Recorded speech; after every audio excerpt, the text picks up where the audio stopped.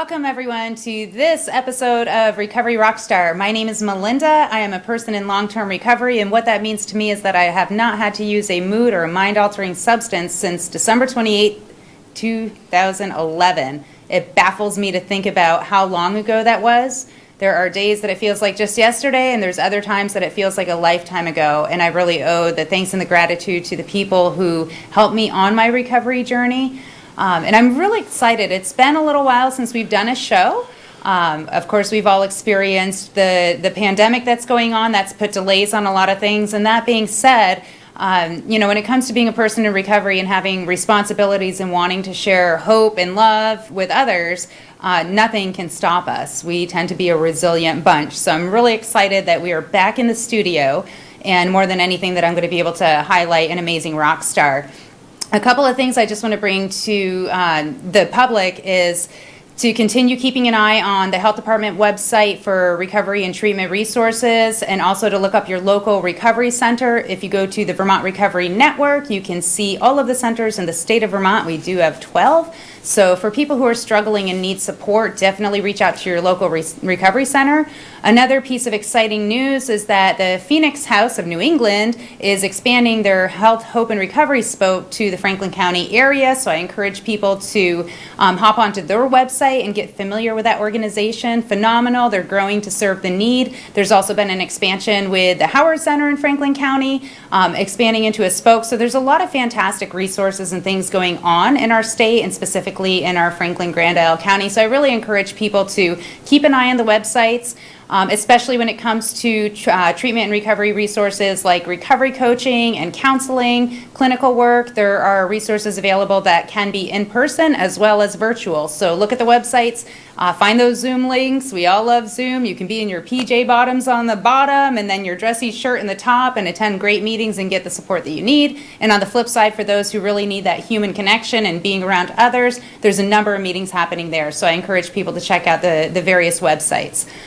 One other thing I also want to bring up, and I do this historically because I believe in it so much, is to encourage people to get a kit of Narcan, also known as naloxone. We are in September, which is Recovery Month, and it's also Overdose Awareness Month. So I encourage people, if you don't have a kit or if you have an expired kit, to go out and get another kit of Narcan. It's better to have it and never need it than to need it and not have it. There are a number of pilot sites in the state of Vermont where you can access Narcan kits at no charge. So if you look up the Vermont Health Department webpage, you will be able to find a pilot site in your area. There's also a new resource called harm reduction packs, also known as HRPs. In those harm reduction packs, they include the Narcan, naloxone, and they also include things like gloves and some sterile lip balm and a lot of educational information for people who are in need of services.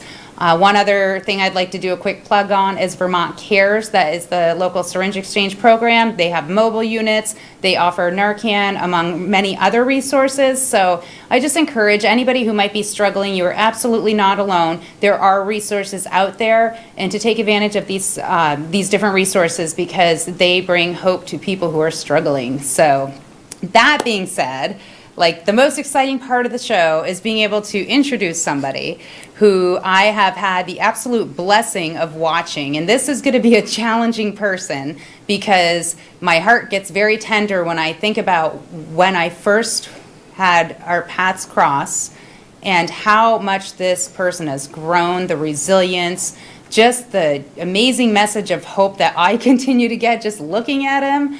And when I asked him to be on this show, he said yes, and I'm so excited. So I'm going to ask everybody to help me welcome Joseph Stamps. Thank you. Thank you. Welcome to the show, Joe. It's been a long road, that's for It's sure. been a very long road. I am so excited to be able to be sitting across from you, talking to you, and more than anything, for people to be able to hear, especially because I'm pretty familiar with a lot of your journey, for people and listeners to be able to hear how, no matter how challenging your world can get at any given time, that you can rise above. And Absolutely. You are probably one of the strongest human beings I have met on the planet. I don't know if it was strength or just somebody behind me giving me a push all the time, but Well, we're going to dig through that. So, for starters, can you tell us a little bit just about like what your younger years looked like? You know, what your upbringing looked like. God, right out of high school, you know, I was the party guy. You know, I liked having fun, and really that's all it ever was. I just wanted to have fun, and things got deeper and thicker. I fell into, using heroin at a young age. I hurt my back, and that happens to a lot of people. You know, it's just the injury and insult to injury, and you start doing things there, and that just kind of, I didn't even really know what being dope sick was when I got dope sick. I didn't realize that's what was going on, and then one friend, he was just like, oh, try this, it'll fix it. And I was like, oh, and then that was how I was introduced to like heroin. Wow, so it was like the narcotics that you were prescribed for the injury, and then when you got dope sick, that's when you got you were introduced to heroin for that. Because the hospital kind of cut me off of everything. It's like, oh, you're healed now. Right. Okay, great. I'm healed. And then, about a week and a half later, I'm like, I don't feel so healed anymore. Right. And it's interesting. We have that's a similarity in our stories because it was the same for me when it got to a point that I was abusing opiates, and then I thought like, okay, it's gotten expensive and I'm through whatever stressor I'm going through, I'm going to be done with it. And then I was sick as a dog and I was blown away. Like, what is happening? yeah, it's like, what is going on? And like, I don't God, my flu shot. yeah, exactly. Approximately how old would you say that you were at the age that you experienced what it's like to be dope sick, which is also known as withdrawing? I think I was 19. Wow, so you were 19 years old. Yeah. And what did that look like? Oh, God. I was throwing up, near hallucinations, angry, like just like your skin's crawling. It was, I had no control of your emotions, really. Right. It was some of the worst feeling I've ever had in my life. And it doesn't ever go away, and you think you're going to be all right. You keep telling yourself you're going to be okay, but it just, once I figured out that I could fix it, Right. it's where the real struggle began, I guess. Right. Because it's, when it first stopped, it was all, pills and everything. And and once you get into the actual use of, a pure opiate, the low is so much lower. Yep. It brought me to a place of desperation, and I found myself willing to do things I normally wouldn't do. I never robbed or stole for anybody for my habits. I would like to openly, happily admit that. I may have been an addict, but I was like, I have a little heart for my soul, so to speak. I have some morals, and I'm not bashing anybody or anybody like that. Some people it drags them so far down that they'll do anything. Right. But I did work for bad people. I sold drugs to other people. I made addicts out of, I turned into an addict, so I turned other people into addicts just so I could support my own problem. And it's just a sad, circle that happens. I feel like, you highlighted something that I think is really helpful for people who haven't experienced addiction themselves, is that we hear often, the concept of like, we do whatever it takes to not get sick. And yet, really, it's not. You even were saying it's that dark, lonely, that emotional, lonely place. That it's not just about that we can't handle a flu times 10 physically, but it's what it does to our minds. It sucks the good out of you. Everything. Because it brings you to self. I'm telling you, drugs are great when you're on them. Mm-hmm. There's nothing better than alcohol. It doesn't matter what it is. It's nothing better than that. In the moment. But in the moment, and it's, we are a creature of habit, for one, and then we're also, we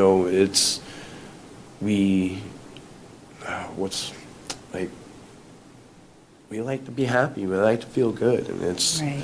You can't, we'll chase it down. Right. Everybody's always chasing happiness anyway, and it's just. We lose it in a substance. Yeah, and it's unfortunate you find yourself, I guess, that substance is it. Yeah. And for me, it wasn't for a while it was, it was heroin. And then it just, I would just do maintenance on that. And, not even enough to really call me a full-time user. Mm-hmm. It was just, be like a week, and then I'd start feeling really bad, and then I'd take some. Right. But it led me into other things I couldn't live without. So then as you look at like the progression, so it sounds like it started with heroin, and then as time went on, it led you to other substances. Yeah. Where else would that put, so say your mid-20s, what did that look like, and going into your late 20s? I started doing a lot of meth, cocaine. I never really liked cocaine. It was too short of a high for me. I'll be honest. Meth, I really liked it. It worked for my personality. I'm an energetic person naturally, and that just gave me so much more energy. And then it also I thought it made me focus more. I say it made me focus more, but I thought it did. And it just, I felt like I could move better, I could think better, I was more open to what people would say, and I really thought that was all drugs, and this is now, and honestly, now that I've been clean for meth for over a year now, dope for almost 2 years. I've been on the program for a while. It's very helpful. And I've even weighed myself down to almost nothing on that too.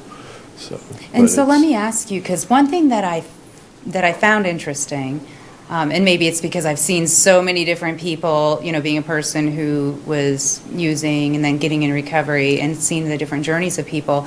For you, how old were you the first time you ever went to treatment? Last year. I 2 years ago. Yeah. Yeah. No, it wasn't last year. A year and a half ago. Yeah, it was a year and a half ago. Yeah, and I never wanted to be sober and clean. I liked being that. I was that guy. I felt like I didn't have any responsibilities. I didn't think I owed it to anybody to live any better of a life. Right. Or then I just found myself realizing I was pretty alone. Yeah. And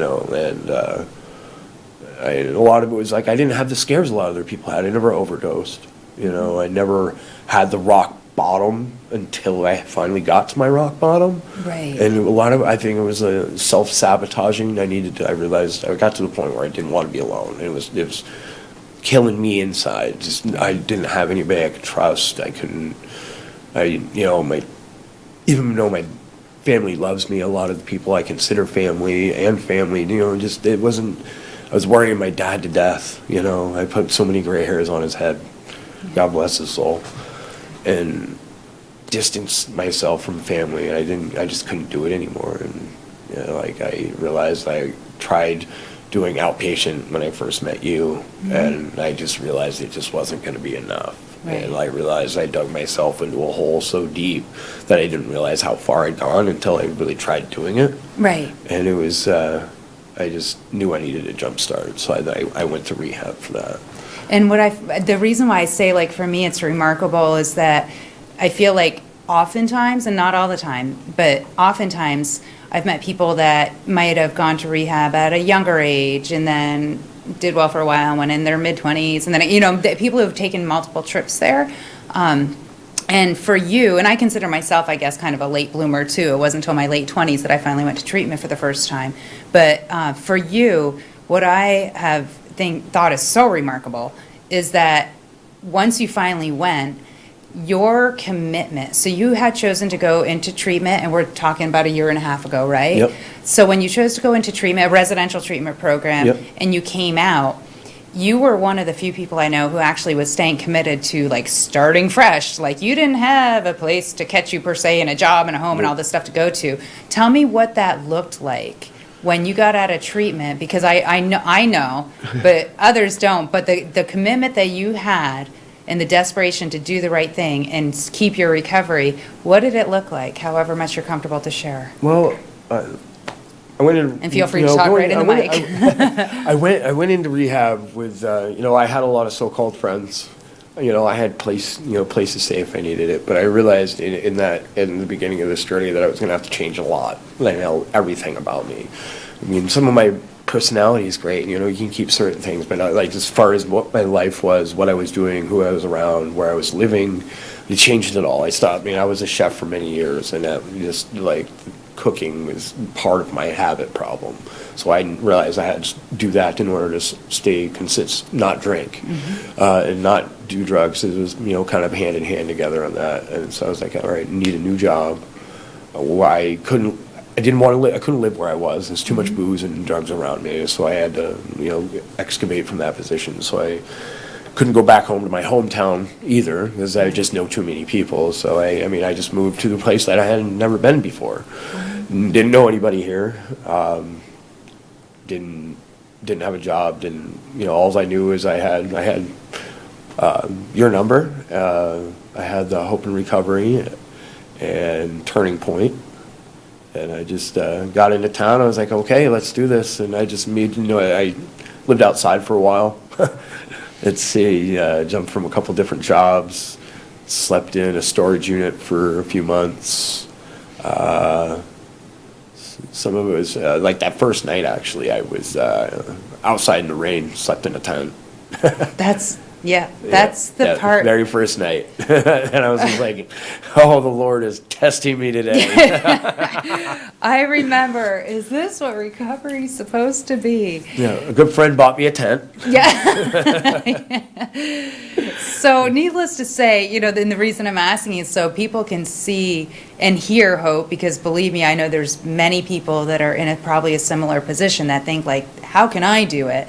And yet, it's not like you had a lot handed to you. You worked so hard and stayed dedicated. You'd think for somebody that would want to be clean that things would get easier. Okay, I'm just going to stop. It's not. It's you find yourself being tested, and I think what it was is the test is something I needed, because if it was too easy, a lot of things for me has come easy.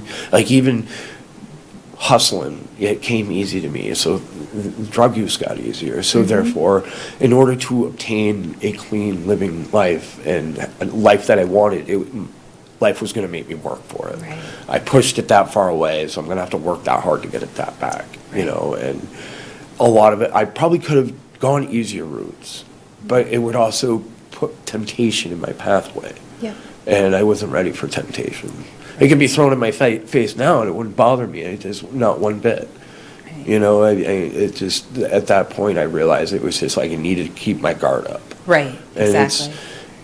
it's you have to want it. That's one thing about it, is if you're not ready, you're not ready, and you can't beat yourself up for that either. That's something I knew, and it's like the day I stopped drinking, and I realized telling myself I was never going to drink again was how I failed before. So I just told myself I'm not going to drink today, and I do that every day. There you go. And I'm not going to do this today. I'm just going to be happy. I'm just going to go to work or be cranky, but I'm going to go. I'm going to go through my life, and I don't need to add or change that stress. Right. And that's all it does. I mean, it may make it feel better at that point, but you're more stressed out in the end. And it's amazing. I love that that's kind of your takeaway from some of those challenges that were thrown your way, is that you recognize that kind of is what made you stronger. And I love that about you, because some people might feel like, well, it's not fair. I'm actually wanting to do the right thing, and I keep having these obstacles. And yet, I always say, well, expecting life to be fair is like expecting a lion not to eat you just because you don't eat him. Like, that's just not real life. But what I love about you is that, I personally saw you broken so many times and so fearful in my heart, like, oh my God, I hope this man doesn't pick up whatever. And you followed the one rule that so many people struggle with: no matter what, you didn't pick up. No matter what, you didn't pick up. And there'd be more headway, more strength. So eventually, in your journey, you got to a point where you got to be part of a pilot program, Yep. which I was hoping to put pieces really nice. on here, but so tell us a little bit about that pilot program. It was put together by the Reparative Justice Board, and basically it gave,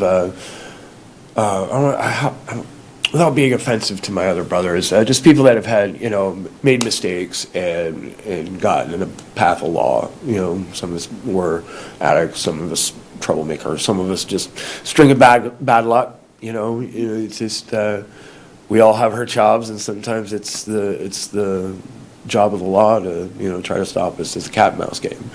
We're all put there for one reason or another, same reasons, doesn't matter. But it was give us a chance to learn and pick up a trade. And I knew a little bit about like pounding nails, carpentry, and etc. But it gave us that little bit extra to learn, an opportunity to be in the public out there, is proving to people that we're capable people. I did well in that class. I met a lot of great dudes.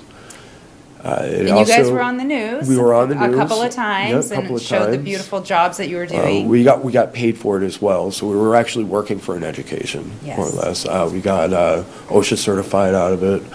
We got a countrywide basic education for carpenters. It's it's like a program, like it's the baseline of what you need to know to be at least a laborer in the field. Right.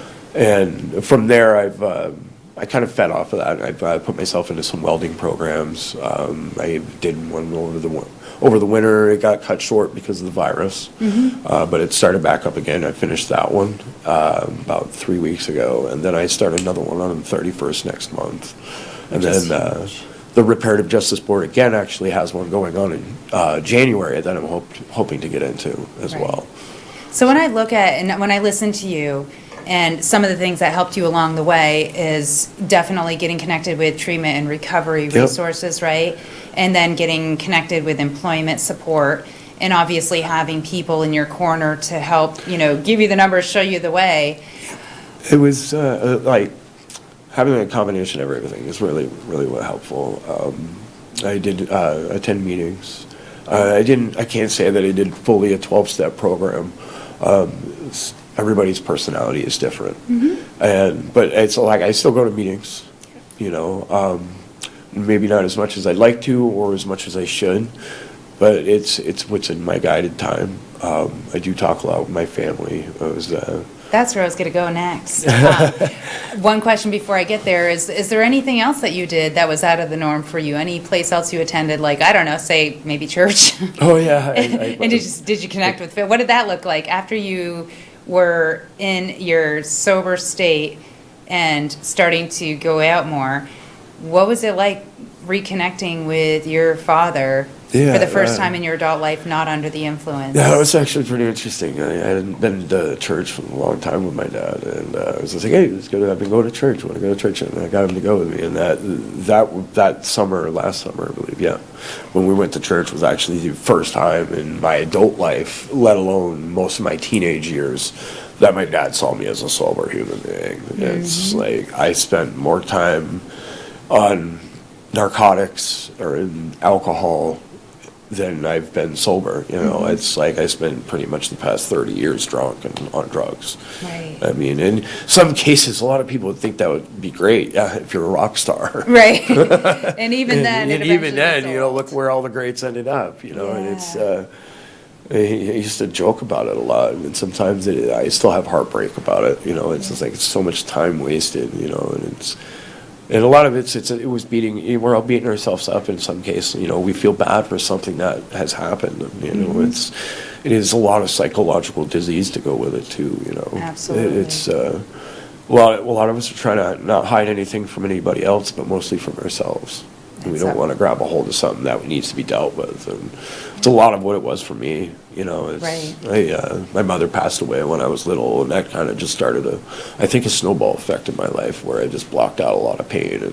Right, and we hear of something called ACEs, which is the adverse childhood experiences, and like certain scores and something like that immediately will make that ACE score very high. So it's like that childhood trauma, and yet how does a person recover from that without working a program and learning the 5 stages of grief and blah, blah, blah? And yet most children, and especially in your scenario, you don't really have that opportunity, nor is there an awareness that that's really what's needed. So oftentimes when we look at the statistics of people who ended up, snowballing in their drug addiction, there's some trauma, if not more than one, attached. It's very, very and that's common. another reason why I kind of, how did you feel when you gave your father a hug?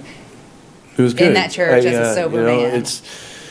I was proud of myself for where I'd come, and it felt good to be able to look at my dad as a normal. I felt not necessarily a normal human being. We're all normal human beings, but just as clear. Like it was. I felt like I'm actually hugging my dad as me, and he could see that. It's just like, and I can feel the pride in him. It's.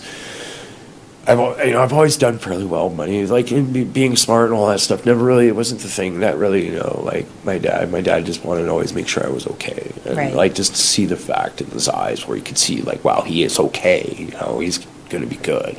I can tell you as an onlooker, because of course I was playing piano on the stage, and that's something that I'll never forget. And I think that's why when I saw you at the grocery store a few weeks ago and talked, and after you leave, it's like my heartstrings are so tender when I think of you and when I see you. And last year when you were one of the keynote speakers at the Creative Workforce Solution Employer Recognition Breakfast, that's like a huge honor to be asked to speak there. And when I learned that you're one of those people, again, it's like one of the first things that I'm reminded of was your first overnight out of treatment, stuck outside in the rain in a tent, and still staying sober, and then going to church and watching you and your father, and it's like, wow, like, it's so powerful, and that's what recovery is all about, is the commitment that you gave to your program, and I remember curveballs that you dealt with, and it wasn't because the world's targeting you, it's just life is happening, and boy, a lot of it's happening to you, and yet the way that you still suit up and show up and do the best that you can, and now it's like you've got a good life. So tell people a little bit about what is life like for you today. Now, I have a great job. I work at a local lumberyard hardware store. I'm a load-up builder, lift operator there. Mm-hmm. I started even there I started at the ground and tooth and nailed my way to where I'm at there now. And I'm never going to get rich doing what I'm doing, but I make a good living. You know, I'm happy. The bills are paid. I can take care of the family that I have now. I have a family now. Thank you. So let's back up there. So you have a family too. Like a broken and battered dog. I was taken in by a wonderful woman. She's the light of my heart. She really is. She loved me for me, and I gave her the spiel. I told her everything that I could tell you guys and more. I gave her everything right out of the gate, and I'm like, if I'm gonna be with somebody, I need to be with somebody, and it's like I want you to know who I am, where I've been, what I've been through. Mm-hmm. And she's been through some trauma in her life, and we just came together like glue, and we have a couple grandbabiys. That's amazing. They all they call me Papa. I love I'm the only grandfather they know, and I'm proud to be the grandfather. And it's I never really had a family other than it was always just me. Oh, I'm so sorry. It's all good because we're at our 1 minute point anyway. So I'm going to say, Joseph, you've highlighted the challenges of becoming addicted, and also it's not, we don't want to be fake, right? So there's points in our addiction where it's like, hey, I loved doing drugs, I love doing X, Y, and Z, and yet at the end of the story always ends up where I lost my soul. You submitted to your treatment and recovery program, you've committed to yourself, and now you've got a great job, you continue to get more of an education in your work, transferable skills, you get a family. So I want to thank you so much. I feel like I could interview you for like hours, but we are running out of time. So if you had one quick summary, a 10-second elevator speech of what you want people out there who are struggling to know about recovery. Just know you're not alone. Beautiful. And to always push forward. It's okay to fall down. Just get up, talk about it, you have to, and just keep trying to push forward. Because sooner or later it will get easier and it will get better. So this is Joseph Stamps. I am so grateful to you guys for watching the show. I'm so grateful to get Joseph on the show. He is absolutely somebody that I admire. I am so proud of him. And I know there's a ton of viewers out there that are struggling and that feel like you're alone and you can't do it, but please know you absolutely can do this. You can get recovery, seek recovery, find recovery, look in your heart, reach out. All it takes is one person to reach out to. So with that, I'm going to end our show. I really look forward to seeing everybody next time, and thank you for supporting us on Recovery Rockstar. Thank you.